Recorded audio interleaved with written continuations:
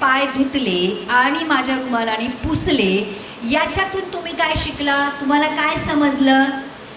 मी गुरु आहे, मी देव आहे. हे तुम्ही मानता ते बरोबर आहे, परंतु येशू ख्रिस्त सांगतो तुम्ही मला गुरु व प्रभू असे संबोधन देता आणि ते ठीक आहे, कारण मी तसाच आहे. येशू ख्रिस्त त्यांना म्हणतो मी गुरु पण आहे आणि मी प्रभू पण आहे. तर प्रियांनो, शिष्य गुरुपेक्षा मोठा नाही.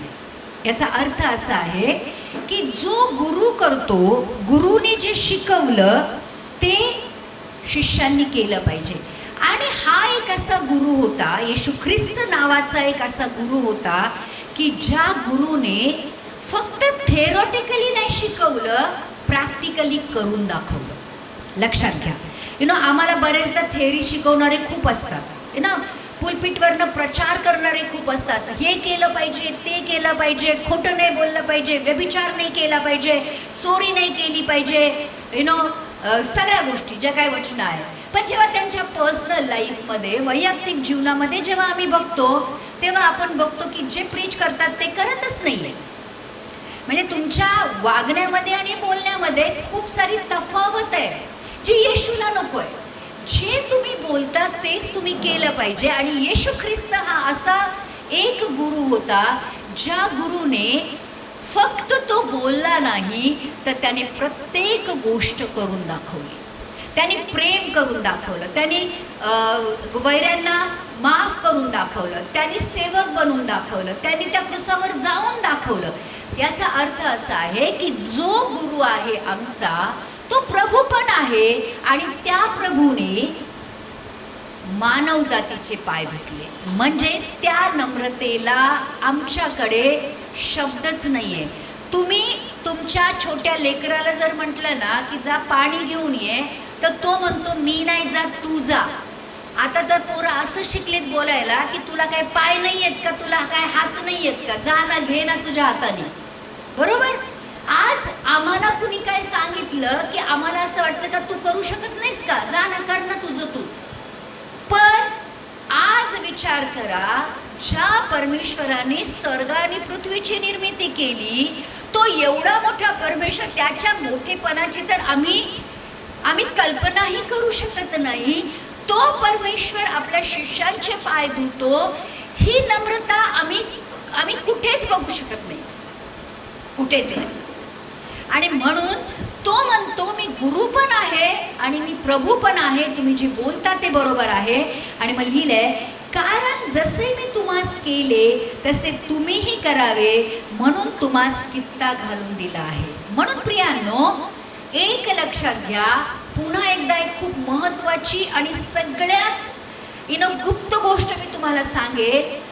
लोक बोलतात एक आणि करतात एक. म्हणून लोकांच्या मागे जाऊ नका. लक्षात घ्या, कारण लोक पडले की तुम्ही पडणार. ज्यांच्या मागे तुम्ही चालता ते लोक पडले की तुम्ही पडता. आणि म्हणून अगर कुणाच्या मागे जायचं असेल तर फक्त येशू ख्रिस्ताच्या मागे चाला. कारण येशू कधी फेल करत नाही, कारण येशू ख्रिस्त कधी पापामध्ये पडला नाही. त्याने जे बोलला ते त्याने केले. आणि म्हणून येशू ख्रिस्त त्यांना सांगतो की जो कित्ता तुम्हाला मी एक आदर्श तुम्हाला जो घालून दिलाय, त्याप्रमाणे वागा, त्याप्रमाणे करा. कारण येशू ख्रिस्ताने कधीही कुठली ओझी किंवा लोढणी मानव जातीच्या गळ्यामध्ये बांधली नाही की जो तो स्वतः उचलू शकत नव्हता. त्याने तेच केलं जे आम्ही करू शकतो आणि त्याने ते करून दाखवलं की आम्ही करावं. आणि म्हणून प्रियांनो, आज येशू ख्रिस्ताचं जीवन समजणं आणि येशू ख्रिस्तासारखं जगणं खूप महत्त्वाचं आहे. म्हणून फक्त ऐकणारे बनू नका, परंतु येशू ख्रिस्ताने जे सांगितलंय ते करणारे व्हा, असं वचन सांगतं. कारण आम्हाला असं वाटतं की वचन खूप सुंदर होतं, वचन खूप, अरे काय रेव्हेलेशन होतं, अरे काय काय वचन होतं. फक्त काय वचन होतं त्या वचनाची तारीफ करू नका. ते वचन तुम्हाला काय सांगतं आणि काय करायला सांगतं त्याप्रमाणे करा. कारण असं लिहिलेलं आहे बघा, येशू ख्रिस्त किती सुंदर गोष्ट सांगतो, मी गुरु पण आहे, मी जे करून दाखवतो ते शिष्यांनी केलं पाहिजे, आणि मी प्रभू पण आहे, मी माझा अधिकार आहे तुमच्यावर की मी ज्या आज्ञा तुम्हाला दिल्या त्या तुम्हाला पाळाव्या लागतील. आणि मग असं लिहिलंय की तुम्हास मी जसे तुमच्या बरोबर केले तसेच तुम्ही एकमेकाबरोबर करा, कारण मी तुम्हाला कित्ता घालून दिला आहे. मी तुम्हास खचित खचित सांगतो, दास आपल्या धन्यापेक्षा थोर नाही आणि पाठवलेला पाठवणाऱ्यांपेक्षा थोर नाही. आणि मग येशू ख्रिस्त इथे खूप मोठी गोष्ट सांगतो की शिष्य आपल्या गुरुपेक्षा मोठा नाही. जर गुरु करतो तर शिष्याने केलंच पाहिजे. आणि बघा, पित्याने येशूला पाठवले, त्यांनी जे केले, आणि आता येशू ज्यांना पाठवणार आहे त्यांनी येशूने जे केले ते केलं पाहिजे. पित्याने जे केलं ते येशूने बघितलं, येशूने तेच केलं. आता पित्याने येशूला पाठवलं, आता येशूने ज्यांना पाठवलंय त्यांनी येशूने जे केलंय ते केलं पाहिजे. किती सुंदर गोष्ट आहे. आणि प्रियांनो, आज ही जी गोष्ट आहे, आज मानव जातीची सगळ्यात मोठी शोकांतिका किंवा सगळ्यात मोठं दुर्भाग्य हे आहे की प्रत्येक माणूस येशूमध्ये असून सुद्धा त्याला मोठं व्हायचं. आम्ही सेवक म्हणून घेतो, पण आम्हाला सेवा करून घ्यायला आवडतं, सेवा करायला आवडत नाही. आणि म्हणून बघा, येशू ख्रिस्ताच्या राज्याचे काम करणाऱ्या लोकांना अधिकारी म्हणत नाहीत. येशू ख्रिस्ताच्या मागे चालणाऱ्यांना मोठ्या पदव्यांनी बोलवत नाहीत, त्यांना सेवक म्हणतात. बरोबर. आणि तुम्हाला सेवा करण्यासाठी बोलवले, सेवक काहीसाठी बोलवले असं म्हणतात. तर आज किती लोक सेवक म्हणून जगतात. आम्ही सेवक झालो की आम्हाला असं वाटतं की सेवा करण्यासाठी लोकांनी आमच्या जवळ यावं. प्रियांनो, आज येशू ख्रिस्तानी खूप मोठी गोष्ट आम्हाला सांगून गेलाय की जो गुरु दास गुरुपेक्षा धन्यापेक्षा थोर नाही आणि पाठवलेला पाठवणाऱ्यापेक्षा थोर नाही. आणि या गोष्टी तुम्ही समजून उमजून कराल तर तुम्ही धन्य आहात. काय म्हणतो तो? जर या गोष्टी समजून उमजून कराल, असं दाखवू नका की मला माहीत नव्हतं ना. बरेचदा आमच्याकडे एक ऑप्शन असा असतो की मला माहीतच नव्हतं, मला माहीत असतं तर मी केलं असतं. आता ऐका, आता माहीत करून घ्या. आता माहीत झालं ना तर सेवा करा. हे ना, बरेचदा आमच्याकडे एक शॉर्टकट हा असतो की मला माहीतच नव्हतं, माहीत असतं तर नक्कीच केलं असतं. प्रियांनो, येशू ख्रिस्तानी ही गोष्ट त्यावेळी करून दाखवली ज्यावेळी त्याच्या जीवनातले शेवटचे तास बाकी होते.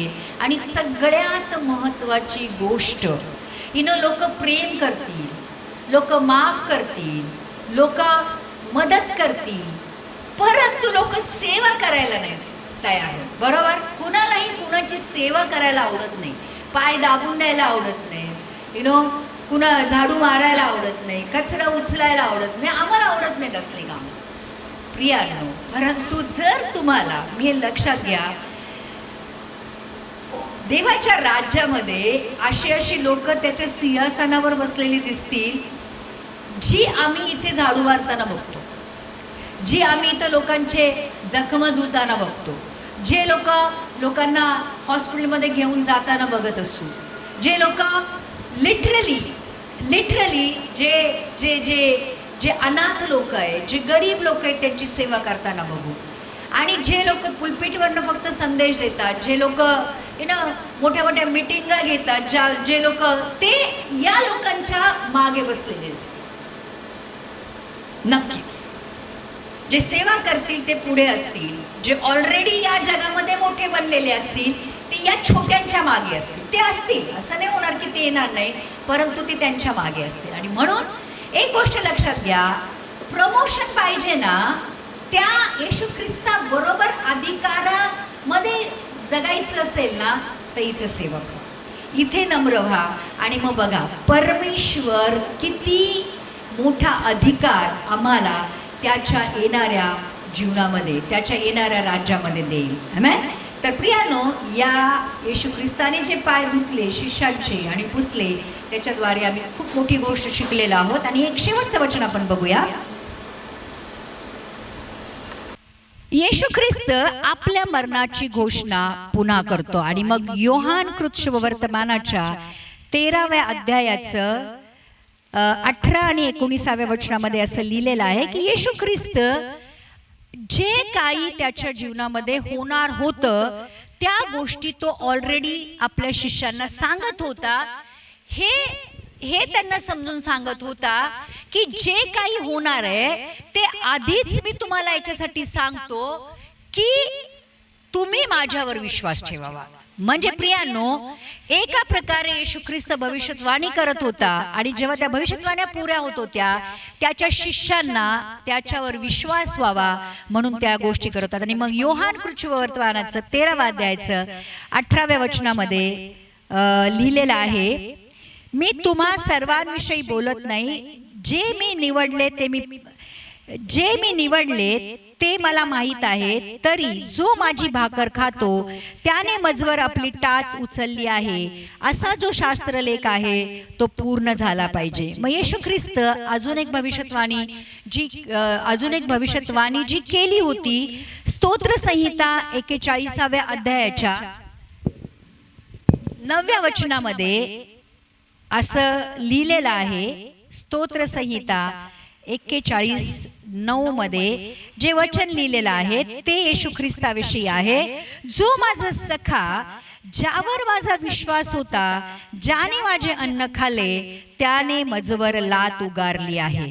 हे दाऊद राजाने लिहिलेलं आहे. परंतु इथे हे जे वचन आहे हे येशू ख्रिस्ताच्या जीवनामध्ये जे होणार होतं ते दाऊद राजाने लिहून ठेवलं होतं आणि ते वचन येशू ख्रिस्ताने पूर्ण करावं, म्हणजे येशू ख्रिस्ताच्या जीवनामध्ये पूर्ण व्हावं. की इथं असं लिहिलंय, जो माझा सखा, जो माझ्या बरोबर, ज्याच्यावर माझा खूप विश्वास होता, ज्याने माझ्या बरोबर किंवा माझे अन्न खाल्ले त्याने माझ्यावर लात उगारली. हे जे वचन होतं, हे जे भविष्यवाणी होती, ती भविष्यवाणी येशू ख्रिस्ताच्या जीवनामध्ये पूर्ण झाली. आणि म्हणून येशू ख्रिस्त म्हणतो, मी तुम्हा सर्वांविषयी बोलत नाही की तुम्ही 11 जण शुद्ध आहात, तुम्हाला फक्त गर्व तुमच्यामधनं काढायची गरज आहे म्हणून मी तुमचे पाय धुतले, परंतु तुमच्यामध्ये एक असा आहे की ज्याच्यामध्ये कपट आहे. आणि तो आता येशू ख्रिस्ताला जो पकडून देणार होता, यहूदा इस्करियोती, त्याच्याविषयी येशू ख्रिस्त बोलत आहे. आणि म्हणून असं लिहिलंय 19व्या वचनामध्ये, हे मी तुम्हास आता म्हणजे ते होण्यापूर्वी सांगतो, यासाठी की जेव्हा ते होईल तेव्हा तुम्ही विश्वास धरावा की मी तो आहे. याचा अर्थ असा आहे, येशू ख्रिस्त त्यांना म्हणतो की या 12 पैकी 11 जण शुद्ध मनाचे आहे, परंतु एक कपटी आहे. आणि ती याच्यामध्ये 2 गोष्टी आहेत. याच्यामध्ये असं आहे की जी भविष्यवाणी यहूदा इस्करियोतीसाठी स्तोत्र संहितेमध्ये केली होती ती पुरी व्हावी आणि येशू ख्रिस्ताच्या जीवनामध्ये ती भविष्यवाणी पुरी होताना येशू ख्रिस्ताने यांना सांगितलं होतं की ही भविष्यवाणी पुरी होणार आहे. आणि ती झाल्यानंतर शिष्यांनी येशू ख्रिस्तावर विश्वास ठेवावा की तो मी आहे. तो मी आहे म्हणजे हाच परमेश्वराचा पुत्र आहे, हाच तो मसीहा आहे, हाच तो येशू ख्रिस्त आहे, हाच तो इमॅन्युअल आहे, हाच तो कोकरा आहे जो साऱ्या मानव जातीचे पाप घेऊन जाण्यासाठी आला होता. हाच तो परमेश्वर आहे ज्याने आम्हाला स्वर्गाच्या राज्यामध्ये घेऊन जाण्यासाठी वचन दिलं होतं. तो मी तोच आहे हे त्यांनी विश्वास ठेवा. तर पुन्हा एकदा येशू ख्रिस्त आपल्या मरणाच्या विषयी भविष्यवाणी करतो. आणि प्रियांनो, या सगळ्या गोष्टी एक प्रकारे आम्हाला पुन्हा एकदा येशूवर नव्याने विश्वास ठेवण्यासाठी विश्वास देतात. लक्षात घ्या, ही वचनं कधी जुनी होत नाहीत. भले वर्षानुवर्ष आम्ही येशू ख्रिस्त शिष्यांचे पाय धुतो हे ऐकलंय, आम्ही वल्हांडणाच्या सणाविषयी ऐकलंय, आम्ही यहूदा इस्करियोती विषयी ऐकलंय, तर या गोष्टी जुन्या होत नाहीत. ही जी वचनं आहेत ती पुन्हा एकदा आम्हाला नव्याने आमच्याशी बोलतात आणि आमची जी मरगळ आहे, आमचा जो थोडा बहुत अल्पविश्वास आहे, आमचा जो अविश्वास आहे, आमच्या मनामध्ये जी पुन्हा एकदा मोठं बनण्याची इच्छा आहे किंवा ज्या पण गोष्टी आहेत त्या सगळ्या गोष्टी ज्या नाही पाहिजे ते काढून टाकतं आणि पुन्हा एकदा येशू ख्रिस्ताचं जे ताजा अभिषेक आहे पवित्र आत्म्याचा आणि पुन्हा एकदा या नवीन रेव्हिलेशनच्या द्वारे, प्रकटीकरणाच्या द्वारे आम्हाला येशूविषयी अजून विश्वास येतो आणि आमचं प्रेम येशू ख्रिस्तावर अजून वाढतं. आणि म्हणून भले वचन आम्ही 100 वेळा ऐकली ना प्रियांनो, ती जुनी होत नाही, कारण ती वचन आम्हाला जशी ती वचन शुद्ध आहेत, पवित्र आहेत, सामर्थ्य आहेत, सत्य आहेत, तसंच ती आम्हाला बनवतात. कारण आयन शार्पन्स आयन, लोहा लोह्याला शार्प करतो. तसंच जितक्या वेळा पण आम्ही ती वचन ऐकतो तितक्या वेळा ती वचनं पुन्हा एकदा आम्हाला रिफ्रेश करतात. पुन्हा एकदा आम्हाला येशू ख्रिस्ताच्या वाटेवर घेऊन येतात, स्वर्गाच्या वाटेवर चालण्यासाठी आमची सहायता करतात. आणि म्हणून प्रियांनो, वचनं फक्त ऐकू नका, त्यांना हृदयामध्ये स्थान द्या. आणि जेव्हा हृदयामध्ये वचनं असतात ना प्रियांनो, ती हृदयामधली वचनं नक्कीच तुमचं जीवन बदलतात. कारण हृदयामध्ये जे असतं ते जीवनामध्ये दिसून येतं. आणि म्हणून या सगळ्या गोष्टी आमच्यासाठी ऐकणं आणि त्याच्या अनुसार करणं खूप गरजेचं आहे. आमेन.